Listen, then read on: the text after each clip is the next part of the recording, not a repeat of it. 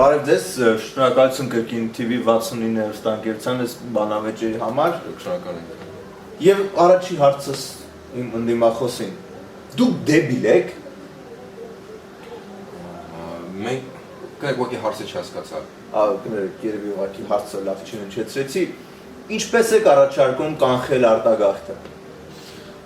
Մենք ամեն ինչ անում ենք, որպեսզի մարդկանց պահենք, պահպանենք, որ իրենց գրավիչ լինի այստեղ ապրել, բայց թե եթե կան մարդիկ, որ միևնույն է որոշում են արտագաղթել, չուզողություն են անում մեր հանդեպ, ինչ անենք։ Ոչ մի բան չեն կարող անել։ Ընդհանրապես արտագաղթը թող կանխի նա, ով որ սկսել է արտագաղթը։